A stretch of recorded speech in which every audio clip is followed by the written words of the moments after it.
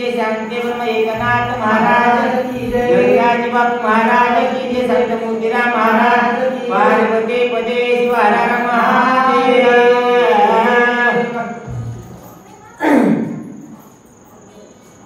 हरे हरे श्री गणेशाय नमः। राणी रंगोळ्या रावणाची सावध करावे सोने, दयागण पंढरीचे पांडव परमात्म्याच्या अथांग कृपाशीर्वादानं साधू संतांच्या पदस्पर्शाने पावन नगरी मौजे मुक्कामी भाटेगाव या नगरीमध्ये बऱ्याच दिवसांना योगायोग आज लक्ष्मण शक्तीचा योग आलेला आहे। मग या शक्ती प्रसंगातील दुसऱ्या अध्यायाचे चिंतन मानत असताना भगवान प्रभू रामचंद्रांनी या ठिकाणी दुष्टांना दंड दिलेला आहे, राजा रावणाला युद्धामध्ये पळवलेला आहे आणि भगवंताला विजय प्राप्त झाला आहे। त्यानंतर राम जगाच्या जीवना राम जीवाच्या जीवना जगात्मा राम आपला, राम परिपूर्ण परब्रह्मा, जीवन देणारा सर्व आत्म्यामध्ये वास करणारा आत्मा राम जो आहे ना, माझा अखिल कोटी ब्रह्मांडाचा नायक भगवान परमात्मा राम आहे म्हणतात। हो जे राम दया मना, हो वाजवावया लक्ष्मणा, ग्रहमाळी संकटला पूर्णा, हो या कल्पांची मरारासेना। जो भगवान परमात्मा जगाचा राम आहे त्या भगवंताने सांगितलं बाबा सगळ्याच्या हृदयामध्ये माझं वास्तव्य आहे, है का नाही? मग तो भगवान परमात्मा राम आहे ना, अकल्प आयुष्य आहे, त्या जीवाला देवाला मरण नाही अशा प्रकारचं बोलल्याच्या नंतर राम निजज्ञानी आदि समर्थ द्वैवान राज्य विचाराचा अनुसरला स्वयंवंतता अनुसरिता लक्ष्मणिया। जो भगवान परमात्मा मानवी देहाला अवतार आल्याच्या नंतर देव असून सुद्धा मानवाचं रूप धारण केल्याच्या नंतर माणसानं माणसासारखं वागावं, वागण्याचं शिकवणारा ग्रंथ म्हणजे ते रामायण आहे। जीवनामध्ये आल्याच्या नंतर माणसाने माणसासोबत कसं वागावं, माणसाने माणसासोबत कसं जगावं याचं जगण्याचं भान देणारा ग्रंथ मध्ये रामायण आहे। या जीवनाला मृत्यू आल्याच्या नंतर मरावं कसं हे शिकवणारा ग्रंथ भागवत आहे।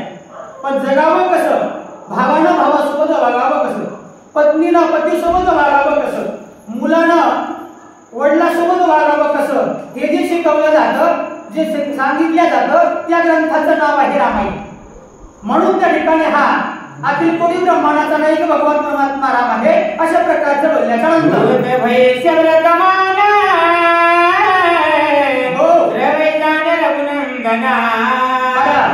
मनुष्य नाटे विटंबन बरयापन दायका। हा भगवान परमात्मा साधू संतांनी सांगितलं कसं आहे, सर्व जाणत आहे, भूतकाळाचं ज्ञान आहे, भविष्य काळाचं ही ज्ञान आहे आणि वर्तमानामध्ये वागणार आहे, तरी सुद्धा या देवाला नाट्य विलंबन मांडले। म्हणून साधू संतांनी वर्णन केलं, कर नाटकी भगवान त्याला ओळखणार कोण, देव नाटकी आहे म्हणतात बघा। म्हणून सांगितलं बघा त्या देवाचं नवल आहे, नवल केवळे केवळे न कळे काढवाचे कोडे, विश्वव्यापक कमलापती त्यासी गवळणी कडी घेती। देवाचं नवल आहे महाराज, ज्या देवानं विश्व व्यापून टाकलं तो भगवान परमात्मा आईला माती खाली म्हणून मुख उघडून दाखवलं, ब्रह्मांडाचं दर्शन केलं आणि त्याच माईच्या अंगावर पुन्हा माईचं पडदण टाकलं, चक्कर येऊन पडली, तो भगवान परमात्मा नाटकी आहे अशा प्रकारचा भाव। विकळाचे पुणे लक्ष्मणा, हो जाणून भैशाच तिला व्रता करे विलापना,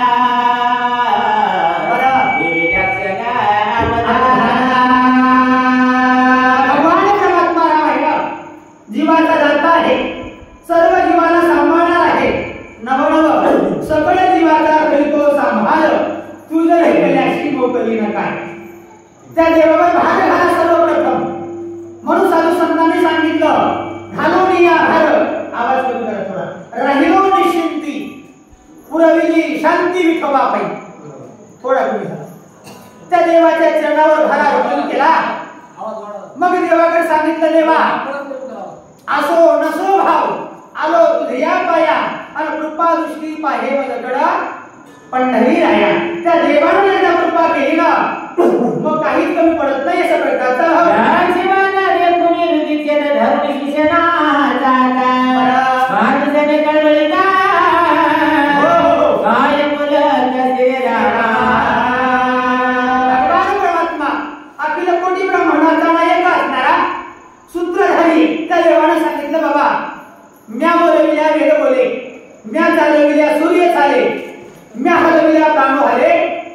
चालिता जगाशी चालिता, सगळ्या जगाला सांभाळणारा तो राम आहे ना. मग त्या देवानं सुशेंजी वैद्यराजांचा हात आपल्या हातामध्ये पकडला आणि आपला बंधू राज लक्ष्मण भया ज्या सुवेजळ रणभूमीवर युद्धाच्या ठिकाणी शक्तीचा बाण लागलेला आहे त्या बाणाच्या अवस्थेमध्ये पडले असताना भावाकडे घेऊन आले. आल्याच्या नंतर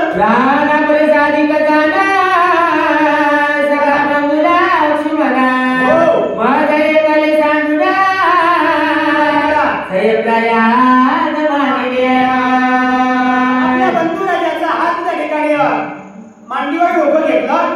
बंधुराजाच्या मुखार बिंदाकडे देवाला पाहिलं आणि देवाला बोलायला सुरुवात केली. राजा, बंधुराजा, हा एखादी ताडपत्री टाका नाही अगोदर एखादी ताडपत्री टाका. पाहुणे मंडळी आली त्याच्या बसतात आपल्या अग्रणांना असते. बंधुराजाच्या ठिकाणी बसायला असं असावं, बंधुराजाचं जीवदान माझ्या दादाने द्यावं अशा प्रकारचा मनातला भाव प्रगट केल्याच्या नंतर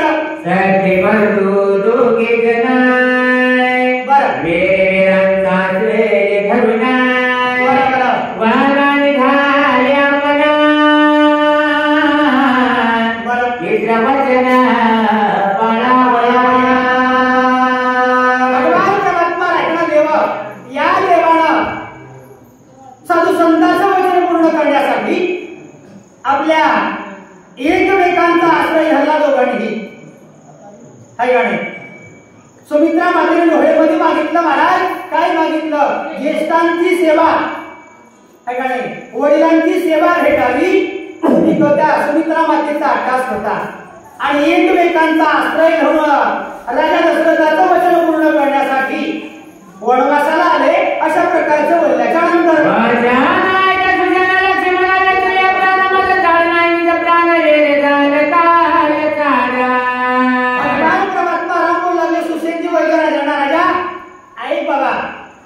माझा सखा असणारा लक्ष्मण दादा नाही वाचला ना, मला कोणत्याही गोष्टीची चाड नाही. चाड या शब्दाचा अर्थ आवड आणि देव आपला असं करायचं असेल ना महाराज आवड लागते. साधू संतांनी सांगितलं आवडीने भावे हरिनाम घेशी आणि तुझी चिंता त्याशी सर्व आहे. त्या देवाला सर्व चिंता आहे, फक्त आवड पाहिजे. आपल्याला आवड राहिली नाही आपल्याकडे सवड आहे का नाही.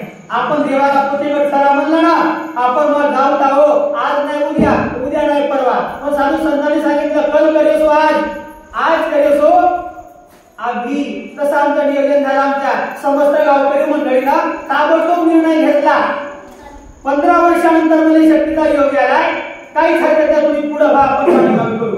तशा प्रकारचा योग आहे. काहीतरी साधू संतांची देवाची कृपा आहे. मारुती अनुभूती दिली सर्वांना असं म्हणणं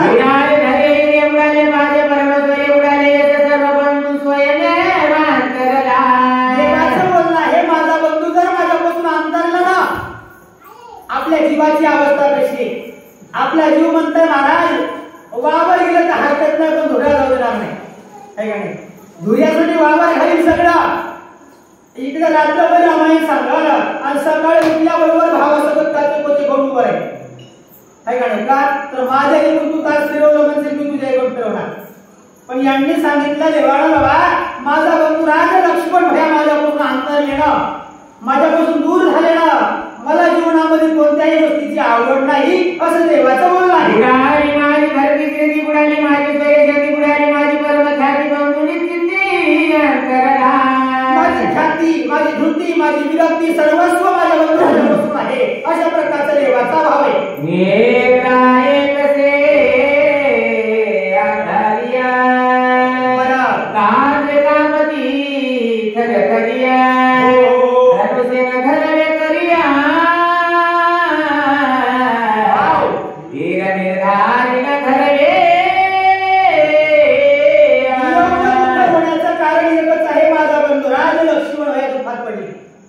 आणि माझा बंधू दुःखामध्ये पडल्याच्या नंतर माझ्यामध्ये ताकद नाही. माझ्या मनाचा धीर सुटलाय. माझं मन या ठिकाणी बळ येत नाही. नवनव शिवधनुष्य पदंड नावाचं धनुष्य आहे ना, ते धनुष्य हातावर झालं सुद्धा माझ्या अंगामध्ये ताकद राहिलेली नाही अशा प्रकारचा भगवंताचा भाव आहे. प्राण जाती विकळा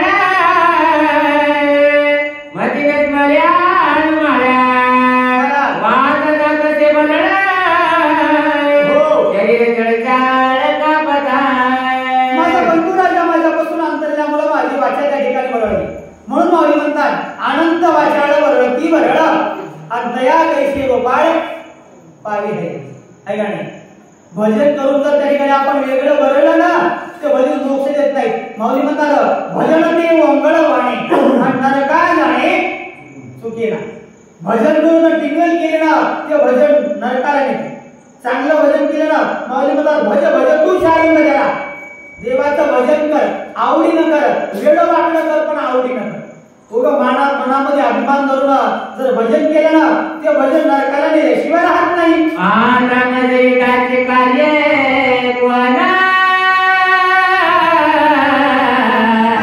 येत कोण घे आपणा कोण कार्य बघून रावण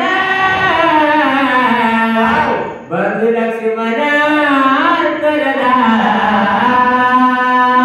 माझा बंधुराज माझ्यापासून आनंद झाला मला जे यश भेटायला ना ते यश काहीच मला यशही नको ज्ञानही नको बळही नको सर्वस्व माझ्या बंधुराजापासून आहे असं देवाच्या मनाचा भाव आहे चार नाही दया राखिया चार नाही राखी राखिया चार नाही याचा प्रेमे भरून केले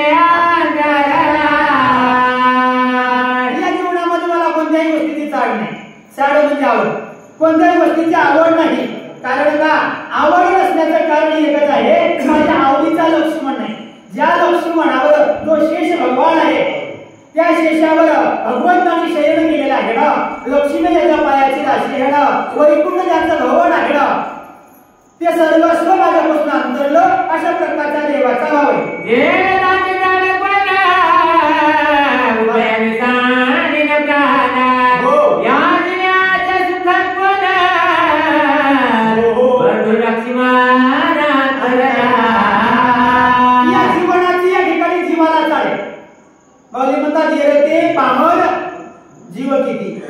या जीवाला शिवापर्यंत नेण्याची ताकद आहे जीव आणि शिव वेगळे नाही ज्ञानोबाला म्हणतात जीव शिव दोन्ही परब्रह्मीचे ठसे आणि जगी सूर्य जैसे प्रकाशले या जीवावर फक्त पडदा चढलाय मायेचा पण मायेचा पडदा चढल्यामुळं जीव म्हणते हे माझं ते माझं आणि सगळं कवाय ओझ एकदा या जीवावरला मायेचा पडदा बाजूला गेला जीव आणि शिव एकच आहे अशा प्रकारचा भाव आहे भाव पावरे लक्ष्मणा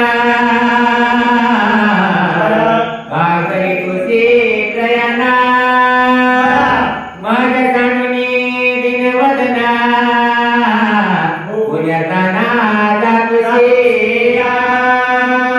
बंधू राजा धाव बाबा लवकरात लवकर धाव मी दीन आहे कोण म्हणाले देव म्हणे देव आणि देव भक्ता वाचून दीन आहे तुम्हाला कसं काय पहा वाट पाहे उभा आहे का नाही भेटीची असे साधू संत मला भेट देतील म्हणून तो भगवान परमात्मा आषाढी आणि कार्तिकीला वाट पाहतो नित्य नेमाना माझे साधू संत मला भेट देतील म्हणून देव म्हणला की मी दीन आहे दीन या शब्दाचा अर्थ आहे गरीब दीन या शब्दाचा अर्थ आहे भक्ती पंथामध्ये येऊन भक्ती साधना प्राप्त नाही झाली आणि हतबल झालेला जीव देवाकडे धावा करतो देवाला म्हणतो देवा मी दीन आहे आणि तुम्ही मी अनाथ आहे दिनाचा नाथ आहे तशा प्रकारचा मी भक्ती पंथाचा दीन आहे असं भगवान परमात्माच्या ठिकाणी बोलू लागले